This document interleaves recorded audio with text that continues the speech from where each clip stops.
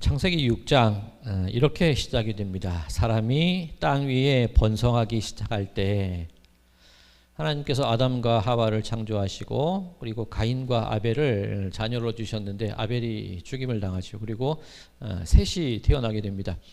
그 이후에 이 가인은 가인대로 결혼해서 가족과 계보를 만들어가고 셋 역시 그렇게 계보를 만들어 나가게 됩니다. 그렇게 이 아담으로부터 시작된 사람들이 점점점 이 땅 가운데 많이 퍼져나갔다. 땅 위에 번성하였다. 그렇게 창세기 6장이 시작되는데 사람이 땅 위에 번성한 결과가 무엇이었는가? 그것을 오늘 6장 2절은 이렇게 말씀합니다. 하나님의 아들들이 사람의 딸들의 아름다움을 보고 자기들이 좋아하는 모든 여자를 아내로 삼는지라. 자손이 번성하니까 결혼하고 가정을 이루어야 될 터인데 배우자를 선택하는 기준이 뭐였냐면 아름다움을 봤다는 겁니다. 아름다움이 뭐가 나빴겠습니까? 그런데 외모만 봤다는 의미가 되는 것이지요. 그러면 하나님의 아들들이 사람의 딸들의 외모, 아름다움만 봤다라고 했는데 그러면 하나님의 아들은 누구고 사람의 딸은 누구를 의미할까요? 자, 그 앞에 창세기 6장 앞쪽에 보면 이 아담과 하와 그리고 가인과 셋의 이야기들로 가득 채워져 있습니다. 그리고 가인은 가인대로 계보가 있고 셋은 셋대로 계보가 쭉 기록되어 있습니다. 이 창세기 4장 16절 이하에 보면 이 가인의 계보가 나오는데 이렇게 시작이 됩니다. 창세기 4장 16절 가인이 여호와 앞을 떠나서 에덴 동쪽 노 땅에 거주하였더니 아내와 동침하며. 가인의 계보, 가인의 가족의 특징이 무엇이냐면 여호와 앞을 떠나서 이 노 땅은 유리하는 땅이라는 거예요. 방황하는 땅이라는 겁니다. 이 가인의 자손들은 여호와를 떠난 자손이라는 겁니다. 이게 사람의 딸이라는 겁니다. 사람의 자녀라는 겁니다. 반면에 이 셋의 족보는 어떻게 시작이 되냐면 창세기 5장인데 3절만 읽겠습니다. 창세기 5장 3절 아담은 130세에 자기의 모양 곧 자기의 형상과 같은 아들을 낳아 이름을 셋이라 하였고. 셋의 계보 족보는 셋에서 시작하는 것이 아니라 아담에서 시작이 되었죠. 그런데 아담이 자기의 모양, 자기의 형상과 같은 아들을 낳았다? 그럼 아담은 누구의 형상대로 지음받았습니까? 하나님의 형상대로 지음받은 존재죠. 그러면 이 셋의 자녀들, 달리 말하면 하나님의 형상을 계속해서 이어가고 있다는 겁니다. 하나님의 속성을 이어가고 있다는 겁니다. 이게 하나님의 아들이라는 거예요. 그런데 이 시작은 그랬겠죠. 시작은 하나님의 형상과 속성이 계속 이어져 갔고 이 가인은 여호와를 떠나서 살아갔는데 사람이 땅 위에 편만하여지고 번성하기 시작할 때에 하나님의 아들들도 사람을 바라볼 때에 하나님의 형상, 여호와의 형상이 기준이 아니라 외적인 아름다움을 보기 시작했다는 겁니다. 번성하면 번성할수록 점점 하나님을 떠난 삶을 살아가는 게 세상의 사람들의 모습이었다. 그렇게 성경은 증언하고 있는 것입니다. 자, 하나님은 그것을 어떻게 바라보실까? 창세기 6장 3절입니다. 여호와께서 이르시되 나의 영이 영원히 사람과 함께하지 아니하리니 이는 그들이 육신이 됨이라. 하나님의 형상, 하나님의 호흡, 하나님의 영 그것이 사람들에게 이어져야 되는데 사람들의 기준과 가치는 외적인 것, 여호와를 떠나는 것 그것만이 사람들의 가치가 되니까 하나님께서 내가 저들과 함께하지 못하겠어. 영원히 함께하지 않을 거야. 저들은 육신이 되었다. 이 겉사람이 되었다는 거죠. 속사람이 아니라 겉으로만 외모로만 살아가는 그런 사람이 되었다. 하나님께서 그렇게 생각을 하시는 겁니다. 자, 그런데 이어지는 구절이 조금 이상합니다. 하나님이 더 이상 함께하지 않을 거야. 저들은 육신이 되어버렸어. 나는 저들과 함께하지 않을 거야. 그렇게 생각하셨는데 이어지는 4절 창세기 6장 4절입니다. 당시에 땅에는 네피림이 있었고 그 후에도 하나님의 아들들이 사람의 딸들에게로 들어와 자식을 낳았으니 그들은 용사라 고대의 명성이 있는 사람들이었더라. 하나님께서 분명 저들은 육신이 되어서 내 영이 저들과 함께 하지 않을 거야. 분명히 그러셨는데 하나님이 우리와 함께 하지 않으면 망해야 됩니다. 그죠? 하나님이 우리를 육으로 정의하시고 우리와 함께 하지 않겠다고 선언하셨으면 사람들의 인생이 망해야 돼요. 잘 안 돼야 돼요. 그런데 이 4절 말씀을 보면 사람들은 변함없이 아니면 더 잘 되게 되고 있는 겁니다. 이 네피림, 이 원어로 보면 거인이라는 뜻도 있고, 이 각주를 보시면 장부라고 되어 있죠. 이 대장부를 의미하는 겁니다. 그리고 그 후에도 하나님의 아들들이 사람의 딸들에게 들어와 자식을 낳았는데 그들은 용사라, 명성이 있는 사람이었다. 하나님이 함께하지 않으셨는데 하나님이 함께하지 않는 자녀들이 태어나면 태어날수록 저들은 대장부가 됩니다. 저들은 명성이 날로 넓어져 갑니다. 그리고 점점 저들은 용사처럼 세상 가운데 굳건히 서가고 있더라는 겁니다. 우리 이 삼성 전 회장 이건희 전 삼성 회장의 별명이 뭔지 아시죠? 고릴라? 네. 그리고 작은 거인, 그죠? 네. 이병철 회장, 이건희 전 회장이 작은 거인이었습니다. 이를테면 네피림이라는 게 그렇다는 거예요. 용사고 명성이 퍼졌다는 게 그겁니다. 제가 뭐 이건희 회장님, 전 회장님을 평가하지 않은 게 아니라 사람들이 보기에 괜찮은 거예요. 보기에도 그럴듯하고 키도 크고 하는 일도 잘 되고 능력 있고 이름을 세상에 드넓힐 만큼 그렇게 사람들이 잘 나가고 있다는 겁니다. 막 능력들이 막 쏟아지기 시작하는 거예요. 하나님이 같이 하지 않으셔야 되는데, 않으시면 망해야 되는데 오히려 능력과 명성과 부귀와 영화가 세상 가운데 점점점 잘 되고 있더라는 겁니다. 자, 앞서 이 가인의 족보와 이 셋의 족보 앞서 잠깐 살펴봐 있는데, 가인의 족보의 특징이 뭐냐면 가인의 족보를 쭉 읽다 보면 가축을 치는 사람, 그리고 악기를 다루는 사람, 그리고 이 쇠와 구리를 다루는 사람들이 가인의 계보에서 나타납니다. 이 목축, 이 산업, 그리고 문화, 문명이 가인의 계보에서 나타난 거예요. 여호와를 떠난 상태에서 번성하는 게 문명이고 그런 번성하는 것, 용사들 그런 거라는 겁니다. 근데 반면에 아담과 셋의 계보를 보면 특별한 게 없습니다. 꽤 긴데 그 내용들이 대부분 그거예요. 메세에 누구를 낳았고 메세에 죽었더라. 메세에 낳았고 메세에 죽었더라. 그게 다예요. 자, 그렇다면 이 가인의 계보와 셋의 계보, 아담의 계보를 볼 때 우리 성도님들은 내 자녀가 어떻게 살면 좋겠다고 생각하십니까?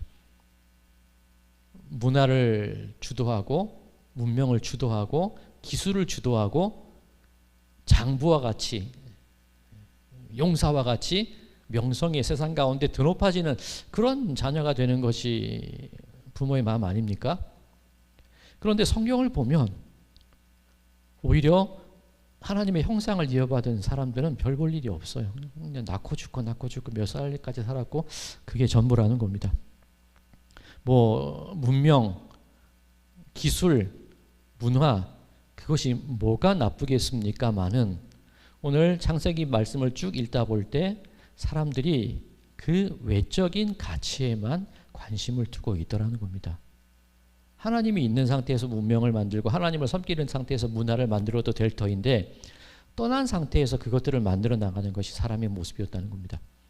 요즘 이 AI, 인공지능이 참 많은 사람들이 관심을 받고 있죠. 근데 인공지능이라는 것 뭐 별거 아닙니다. 뭐 이거 쉽게 말해서 그렇지 우리 아이들이 성장하는 것과 똑같아요. 그런데 그게 좀 회전이 빠르고 그 계산 능력과 처리 능력이 더 많고 방대하다는 것뿐이지 우리 어린아이들과 똑같습니다.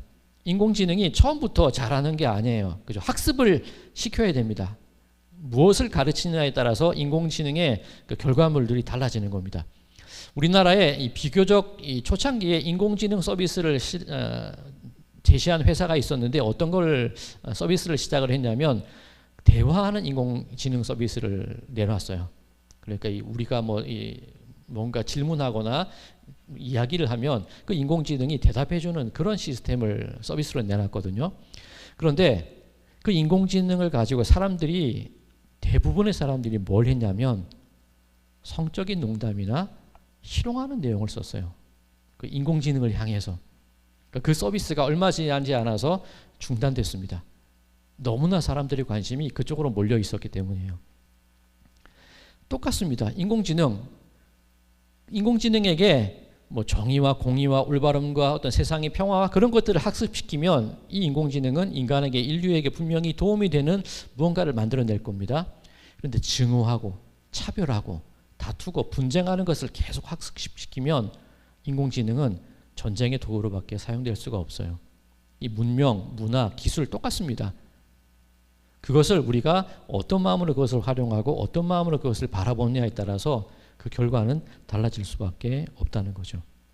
그런데 사람들의 모습이 무엇이냐면 하나님이 보시기에 그들은 육신이 되었더라.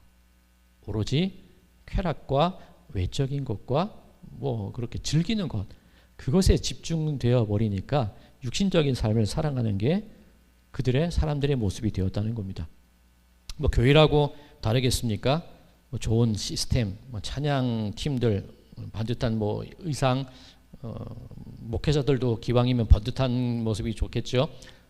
훌륭한 콘텐츠, 예배실 분위기들. 근데 그게 뭐가 나쁘겠습니까? 저도 이 찬양 인도자가 우리에게 하나님 보내주십시오 기도합니다. 찬양 인도하시고 악기를 다루고 필요하거든요. 근데 뭐가 나쁘겠습니까? 그게 주가 되니까 문제가 되는 거지요. 하나님을 섬기는 마음으로 그것을 활용하는 것이 아니라 그게 주가 되고 그 시스템과 시설과 안락함이 주가 되어버리니까 하나님 보시기에 그것이 육신이 되어버렸다. 그렇게 말씀을 하시는 겁니다. 자, 하나님께서 그 모습을 바라보시고 사람 지은 것을 한탄을 하신대요. 그리고 사람 때문에 다른 짐승을 지은 것까지 하나님께서 한탄하신다. 그렇게 성경은 증언하고 있습니다. 자, 그렇다면 세상은 그렇게 흘러갑니다. 그런데 그 세상의 흐름과 다른 사람이 있었다는 거죠. 오늘 본문 8절입니다. 그러나 노아는 여호와께 은혜를 입었더라. 자, 이 부분을 히브리어 원어로 읽으면 참 그 의미가 아름다워져요. 일종의 우리가 가진 성경은 의역이 되어 있는 건데 원어 그대로 읽으면 노아는 여호와의 눈에서 은혜를 발견했다. 그렇게 됩니다. 그대로 직역을 하면은. 그럼 뭐죠? 이 눈빛만 봐도 알 수 있는 사람들, 눈빛만 봐도 아는 관계들이 있으십니까? 오랜 기간 동안 교제하고 오랜 기간 동안 마음을 나누고 오랜 기간 동안 그들의 가치관을 나누게 될 때에 그 사람의 눈빛만 봐도 알아요. 노아가 그랬다는 겁니다. 하나님의 눈에서 은혜를 찾는 거예요. 사람들은 자기의 명성과 어떤 장부로서의 모습들, 세상에 드러내기 원하는 것들, 그런 기술과 문명을 드러내고 외적인 아름다움들만 추구하고 있을 때 이 노아는 하나님의 눈을 바라보면서 그 가운데에서 눈빛만 봐도 알 수 있는 하나님의 은혜를 추구하며 살았던 것이 이 노아의 모습이었다는 겁니다. 자, 이것을 이 9절은 어떻게 표현하고 있냐면 노아는 의인이요 당대의 완전한 자라. 그는 하나님과 동행하였으며. 자, 완전한 것, 내가 철저하고 퍼펙트한 그 상태가 아니라 하나님의 눈길 가운데에서 은혜를 찾는 사람이 완전한 사람이라는 겁니다. 의인이라는 겁니다. 그것이 하나님과 동행하는 삶이라는 거예요. 우리 성도님들 뭐 어떤 삶을 살고 싶으십니까? 누리고 명성이 드러나고 그런 좀 아름다운 세상들, 이 하나님의 아들들이 사람의 딸들의 아름다움만 봤다고 그랬는데 이 요즘 시대에 이 아름다움과 관계된 산업들을 보면 어떤 겁니까? 이제 엘리베이터를 타면 그 모니터가 있는데 가장 많이 나오는 광고가 뭐냐면 보통 이렇게 공익 광고도 나오는데 그 옛날 가수나 탤런트들이 얼굴을 막 뭘로 문질러요. 그 뭔지 아시겠어요? 피부 뭐 이렇게 하는 그 광고가 굉장히 많이 나옵니다. 아름다움, 그죠? 이 피부 관리, 그리고 뭐 여러 가지 뭐 헬스를 하거나 뷰티 산업들이라 그러죠. 뭐 화장품도 그렇고 거의 다 경제적인 연관이 되어 있어요. 사람의 아름다움이 현대에 있어서 거의 모든 것이 자본과 연결이 되어 버렸습니다. 이게 육의 삶이라는 겁니다. 우리 성도님들 피부 좋으면 좋아요. 그렇죠?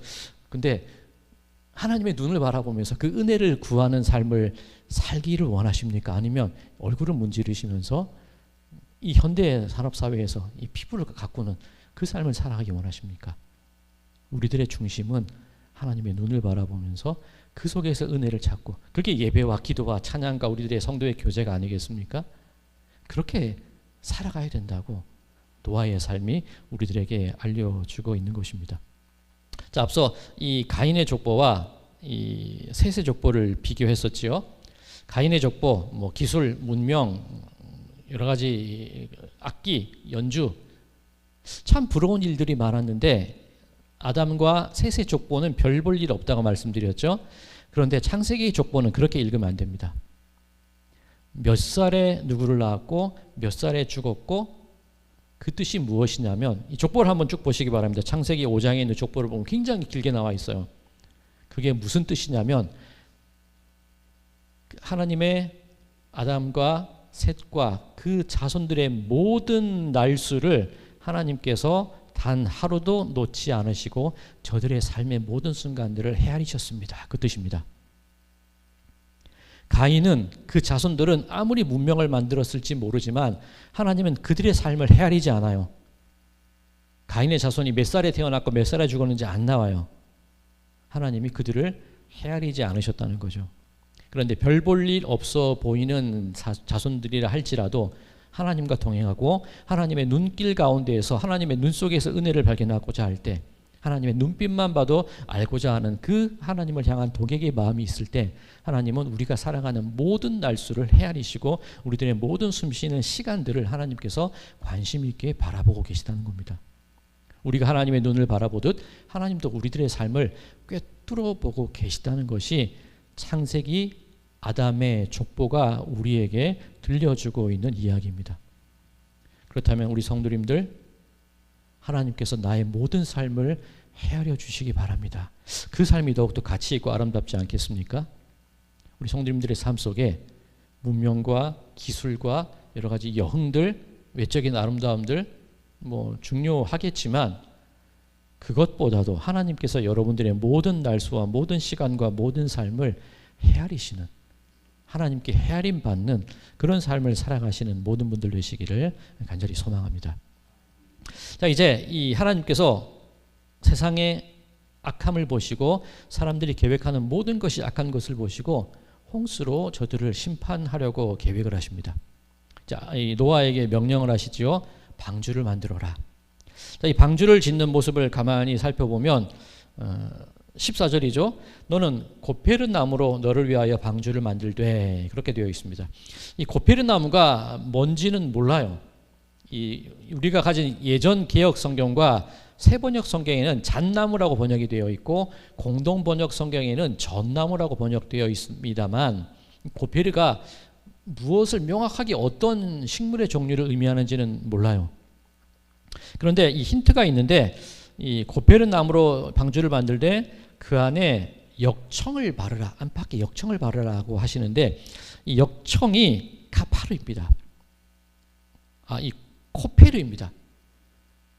이 고페르 나무와 코페르라는 역청의 단어가 굉장히 비슷하죠.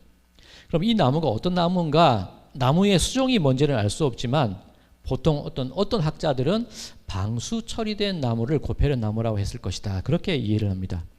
근데 보통은 어떻게 이해할 수 있냐면 특별한 나무가 아니라는 거예요.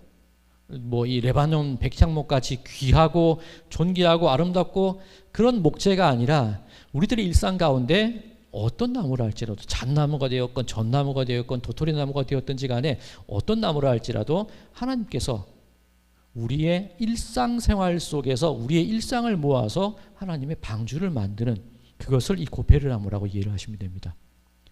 또 이 방주의 특징이 무엇이냐면, 다 아시죠? 이 자체적인 그 동력이 없어요.